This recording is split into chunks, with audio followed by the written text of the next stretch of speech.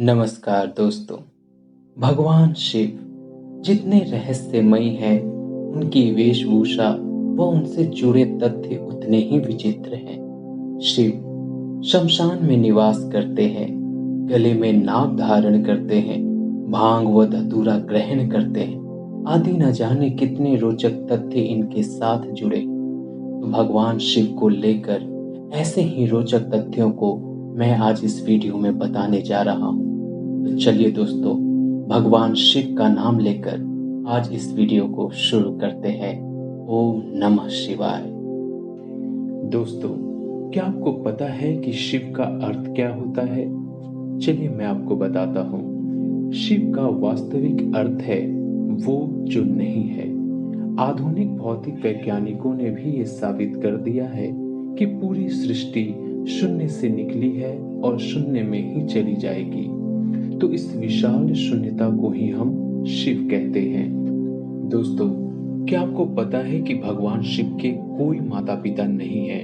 उन्हें शाश्वत माना जाता है, मतलब जो हमेशा से था, जिसकी कोई जन्म तिथि नहीं है। किसी भी देवी देवताओं की टूटी हुई मूर्ति की पूजा नहीं होती है, लेकिन शिवलिंग चाहे कितना भी टूट जाए, फिर भी वो पूजा जाता है।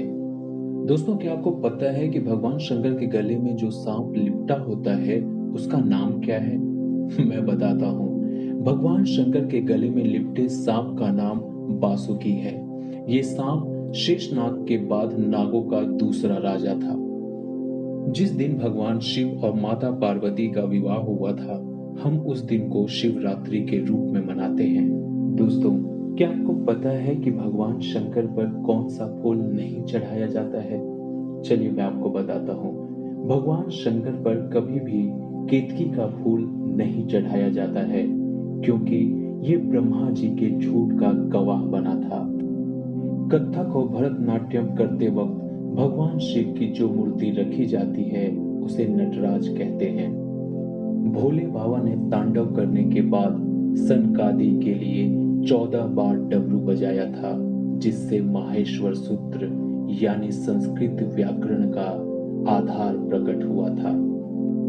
शिवलिंग पर बेलपत्र तो लगभग सभी चढ़ाते हैं, लेकिन इसके लिए भी एक खास सावधानी बरतनी पड़ती है कि बिना जल के बेलपत्र शिवलिंग पर नहीं चढ़ाना चाहिए।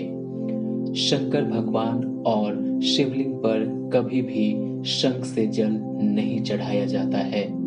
दोस्तों, क्या आपको पता है कि जिस बाघ की खाल को भगवान शिव पहनते हैं, उस बाघ को उन्होंने खुद अपने हाथों से मारा था।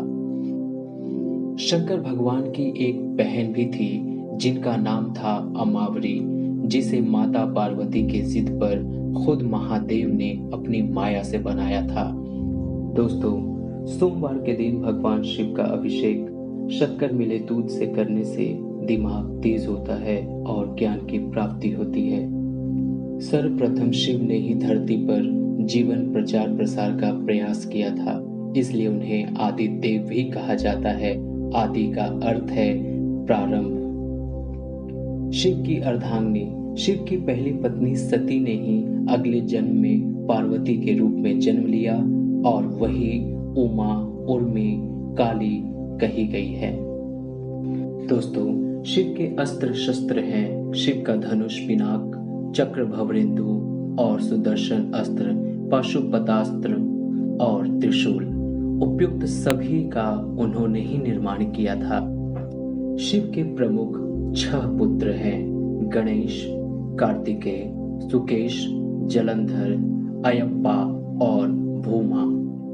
दोस्तों, शिव के शिष्यों के बारे में अगर आपको कुछ बताऊं, तो शिव के 7 शिष्य हैं, जिन्हें प्रारंभिक सप्त ऋषि माना गया है।